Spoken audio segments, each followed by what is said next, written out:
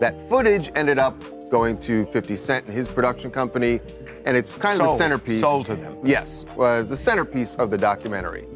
So watch this particular scene, because this is where a lot of people feel Diddy really screwed over someone that he should be very, very thankful. What if the downfall of Sean Diddy Combs was never meant to stop with him? What if the documentary everyone is talking about, Sean Combs: The Reckoning, wasn't just a takedown, but a warning shot? Because the more people rewatch the footage, the testimonies, the legal filings, and the people who aren't speaking, the more one unsettling question keeps surfacing. Why do Jay-Z and Beyoncé's names keep appearing in the background of Diddy's darkest chapter? And why does it feel like 50 Cent wants us to notice? Let's start at the beginning. When the Netflix documentary dropped, most viewers assumed the target was obvious: Diddy, his alleged behavior, his inner circle, his legal collapse, his prison sentence, the lawsuits, the federal raids, the infamous private gatherings that had been whispered about in Hollywood for years. But insiders say the documentary's real power wasn't just in what it showed, it was in what it hinted at. Because buried in that footage is something people can't ignore anymore: a pattern of who was always there, a pattern of who benefited, and a pattern of who went silent when everything exploded. Enter Jay-Z and Beyoncé. Now let's be clear, there is no criminal conviction against either of them. What we're talking about are allegations, lawsuits, statements, and questions raised by public filings and witnesses. And yet their names keep resurfacing in ways that feel inconvenient, especially now, especially with 50 Cent executive producing the documentary. Because if you know anything about 50 Cent, you know he doesn't move randomly, he doesn't drop projects casually, and he definitely doesn't poke powerful people unless he wants a reaction. And so far, the Carters haven't reacted at all, which in Hollywood is louder than any denial. Let's talk about the silence. When federal agents raided Diddy's properties in September 2024, the industry scrambled. Celebrities distanced themselves overnight. Statements were issued. Old photos disappeared. People rewrote history in real time. But what stood out wasn't who spoke, it was who didn't. Beyoncé, known for tightly controlled narratives, said nothing. Jay-Z, the master of strategic silence, said nothing until his lawyers did. And that timing matters, because for years, Diddy publicly described Jay-Z as more than a friend. He called him a brother, a strategist, the first person he called in a crisis. There's footage of Diddy on stage saying Jay-Z flew 5,000 miles to stand by him during a difficult moment. That's not casual, that's loyalty. But fast forward to the raids. Suddenly, Jay-Z's legal team says the two were never really close. So which? Threatening. I mean, let's just be real for a second. There are a lot of lawyers who call this legal extortion. And that this is the way the legal system works, which is you threaten somebody with reputational harm. And in this case, it's interesting that Jay-Z, who's very wealthy, said it would be financial. Is it? Were they brothers in arms? Or just industry acquaintances who knew exactly when to step away? Because timing is everything. By December 2024, just as 50 Cent's documentary rollout intensified, Jay-Z's attorneys went on the offensive. Preemptive legal action, aggressive statements, claims of extortion, and a clear attempt to control the narrative before it spiraled. And then came the lawsuit that changed the tone of the conversation entirely.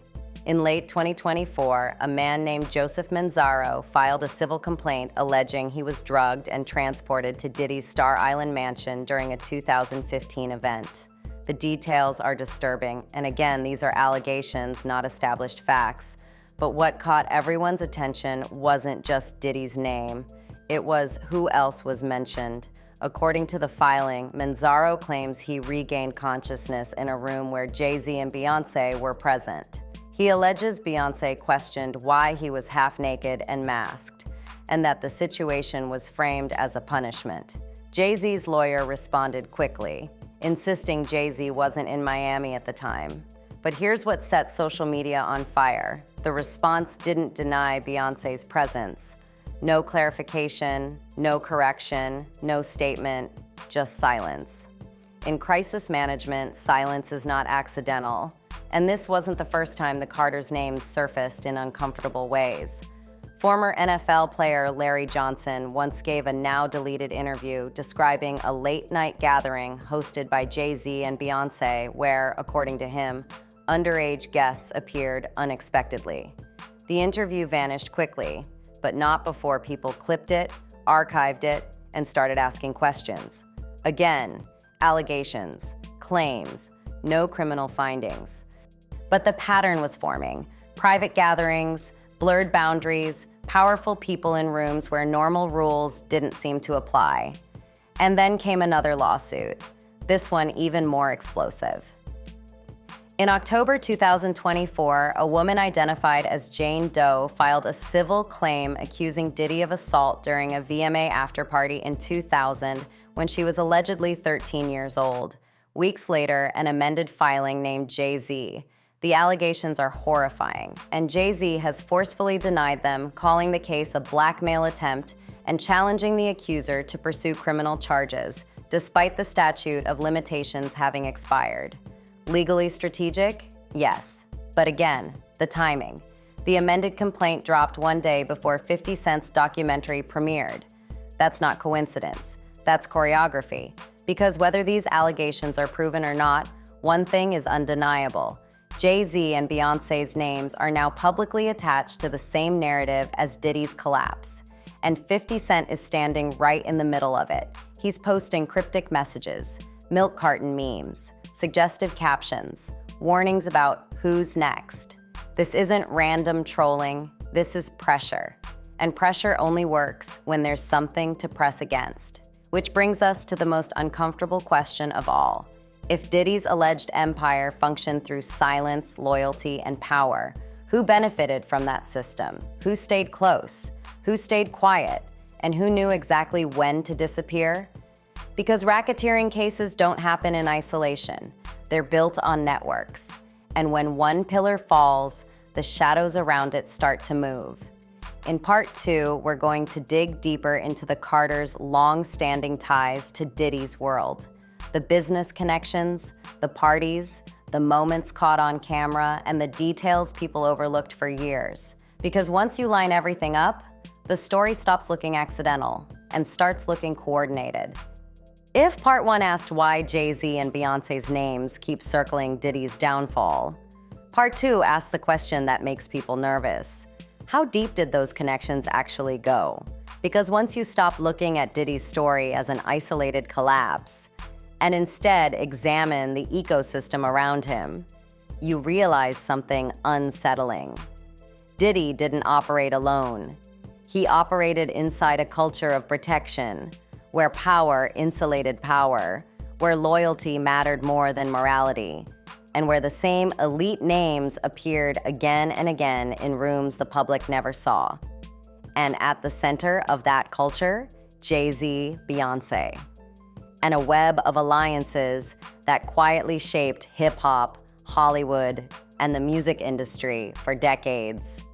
Let's start with the friendship that suddenly wasn't real anymore. For years, Diddy publicly framed Jay-Z as his closest confidant, not just a peer, a strategist, someone he leaned on when things got messy, someone who understood how to survive controversy. There's footage, there are speeches, there are interviews. Diddy called Jay-Z the first person he calls in a crisis. Jay-Z showed up at Diddy's biggest milestones. Diddy prioritized Jay-Z's events. They celebrated each other's wins. And then the raids happened. Suddenly, Jay-Z's legal team claimed the two were never actually friends. That kind of rewrite only happens when someone wants distance fast. And here's where it gets interesting. Because the distancing didn't start with the raids, it started before. Insiders say that as early as 2023, Jay-Z began quietly pulling back from public appearances involving Diddy. Fewer photos, fewer events, fewer visible ties. Why? because whispers were already circulating. The parties, the private gatherings, the stories people were afraid to tell on record. And while the public was still in the dark, people inside the industry were already repositioning. Now let's talk about those parties, because this is where names keep overlapping. Diddy's legendary events weren't just random celebrity mixers. They were carefully curated spaces, invitation only, tightly controlled, and designed to attract people with influence. Bad boy brunches, all-white affairs, Star Island gatherings, Hamptons weekends. And who was consistently present? Jay-Z, Beyoncé, Rock Nation associates, executives, politicians, athletes. These weren't just social events. They were networking hubs where deals were made, alliances were cemented, and silence was understood. Former staffers have claimed that what the cameras captured was only the surface. Behind the scenes, there were rooms you didn't wander into unless you were invited. Conversations that weren't meant to leave the property. Again, allegations, not proven facts, but the consistency of these accounts matters. And that brings us back to the lawsuits. The Joseph Manzaro filing didn't just shock people because of its graphic allegations. It shocked them because it placed Beyoncé in the room, not as a participant, not as an instigator, but as a witness. And in the world of power dynamics, witnessing something and saying nothing can carry just as much weight. Jay-Z's attorney moved quickly to deny Jay-Z's presence, but Beyoncé, no denial, no clarification, no statement. And for a woman who has mastered narrative control to the point of turning silence into art, that silence is deafening. Now let's rewind even further, because this story doesn't start in 2015. It starts in the early 2000s, when hip-hop's elite began consolidating power. Jay-Z wasn't just a rapper. Diddy wasn't just a mogul. They were architects of a new system, where music, fashion, nightlife, and branding merged into one. Rock Nation and Bad Boy weren't rivals. They were partners when it mattered. Artists crossed over. Deals overlapped. Endorsements intertwined. And in that world, loyalty wasn't optional. Former insiders have described an unspoken rule: you don't expose what happens behind closed doors, because everyone has something to lose. Which brings us back to Larry Johnson. His now-deleted interview described a gathering hosted by Jay-Z and Beyoncé, where underage guests allegedly appeared late at night. He claimed the vibe shifted, that adults were present, that substances were flowing. The interview disappeared quickly, but the internet never forgets. And what makes that claim more unsettling is how closely it mirrors allegations now being raised in multiple lawsuits connected to Diddy. The same themes, the same blurred boundaries, the same elite protection. So the question becomes coincidence or culture. Because when multiple people across decades describe similar environments involving the same circle of power, it stops sounding random. And then there's the business side. Because money leaves trails. Rock Nation's early collaborations with bad boy artists, shared investments, brand partnerships, liquor deals, marketing campaigns. Industry veterans have suggested that Jay-Z wasn't just a friend to Diddy. He was a validator, someone whose presence made everything feel legitimate. If Jay showed up, people assumed things were safe. If Beyoncé attended, people assumed things were above board. That kind of influence doesn't come without responsibility. And now, with federal investigators digging into financial records, shell companies, and alleged misuse of funds, people are asking a question they never dared to ask before. What happens if Jay-Z's name appears in those ledgers? Not as a defendant, but as someone who approved, endorsed, or enabled the system. Because racketeering cases don't focus on one person's behavior. They examine networks, who funded what, who benefited, who stayed silent, which brings us to 50 Cent again, because he isn't subtle. The milk carton memes, the captions, the interviews where he hints that more names are coming. 50 Cent doesn't expose people accidentally. He applies pressure. He waits, and he watches who flinches. So far, Jay-Z's team has flinched. Beyoncé has stayed silent, and Diddy is sitting in prison while the narrative expands outward. And here's the chilling part. The documentary doesn't even have to accuse the Carters directly. All it has to do is connect dots, because once the public starts asking questions, the answers don't stay buried forever. In part 3, we're going to talk about the endgame, why 50 Cent may be setting the stage for something much bigger, what happens if the federal investigation widens, and why the Carter brand, built on untouchable excellence, may be facing the first real test it can't sing or rap its way out of. Because this isn't just about Diddy anymore. It's about who stood next to him while the empire stood tall, and who might fall next. By now, one thing should be clear. This story was never just about Diddy. Diddy is the first domino, not the last. And that's exactly why 50 Cent's documentary feels less like a conclusion and more like an opening chapter. Because when you step back and look at the timeline, the alliances, the silence, and the legal maneuvers, you start to see something unsettling take shape. Not proof, not verdicts, but pressure. And pressure only works when there's something underneath it. Let's talk about silence.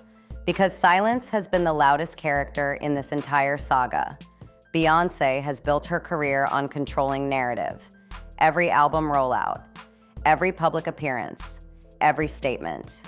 Intentional, measured, strategic. And yet, as her name continues to surface in lawsuits, testimonies, and commentary surrounding Diddy's world, she has said nothing. No denial, no clarification, no distancing, just absence. In celebrity culture, that's not accidental, because when the story is false and harmless, publicists rush in, statements get issued, narratives get corrected. The machine moves fast. But when things are complicated, when lawyers are combing through timelines, when discovery could expose uncomfortable details, silence becomes protection. And Jay-Z's response tells a similar story. Not interviews, not explanations. Lawyers, aggressive ones, preemptive lawsuits, claims of extortion, challenges designed to shut conversations down rather than address them publicly. That's not the move of someone unconcerned about optics. That's the move of someone guarding territory. Now let's talk about why 50 Cent matters so much in all of this. Because 50 isn't an outsider. He's not a blogger. He's not a conspiracy theorist. He's an industry insider who has survived and exposed power structures before. And if you've followed his career, you know he doesn't swing unless he's confident he won't miss. When 50 Cent executive produced this documentary, he wasn't just telling a story, he was signaling. He's posting cryptic warnings, milk carton memes, suggestive captions, public statements about who participated and who's next. That's not random trolling, that's a message. And here's the part that should make people uncomfortable. 50 Cent doesn't need to prove anything himself. All he has to do is keep the spotlight on the questions. Because once federal investigators start connecting dots, once civil discovery opens up emails, guest lists, financial records, NDAS, the story doesn't belong to the internet anymore. It belongs to the system. And that's why the Carter's brand looks different right now. Fewer public appearances, tighter messaging, controlled environments. They're not reacting emotionally, they're reacting strategically. Now let's revisit the idea of racketeering, because this is where everything converges. Racketeering cases don't focus on one bad actor. They focus on networks, who benefited, who enabled, who stayed silent, who funded, who legitimized. And if Diddy's alleged empire operated through loyalty, secrecy, and leverage, then the question isn't just, what did others do? It's, what did others know? Because in systems like that, silence is currency. And who had the most to gain from staying silent? Jay-Z, Beyoncé, executives, artists, associates, people whose proximity to Diddy elevated their influence while insulating them from scrutiny. Now again, this is not a declaration of guilt. This is about patterns. Patterns of proximity, patterns of silence, patterns of strategic withdrawal the moment the walls started closing in. And the lawsuits matter here, not because they're proven, but because they're consistent. Different plaintiffs, different years, different alleged events, same themes, private gatherings, power imbalances, blurred boundaries, elite protection. And every time one of these stories surfaces, the same names hover in the background, not center stage, but close enough to matter. And that's where the Carter image starts to crack, because their brand has always been untouchable excellence, above drama, above scandal, above mess. But what happens when excellence is built inside a system that protected the wrong people? What happens when proximity becomes complicity, not legally proven, but morally questioned? That's the reckoning people are waiting for.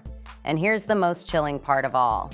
The investigation into Diddy is not finished. Civil cases are still unfolding. Federal interest hasn't disappeared. And Discovery has a way of pulling threads no one expects. Emails, texts, guest lists, financial records, travel logs, things the public never sees until suddenly they do. And if there's nothing there, then the silence will eventually be replaced with clarity. But if there is something there, silence won't save anyone. That's why this moment feels different, because Hollywood has survived scandals before, hip-hop has survived scandals before, but this isn't just scandal, this is structure. And when structures fall, they don't fall alone. So when people ask, why is 50 Cent doing this now? The answer might be simple. Because the timing is right, because the protections are weakening, because the story is bigger than one man, and because once the first domino falls, the rest don't get to choose whether they stand. They just hope they're not next. So we'll leave you with this.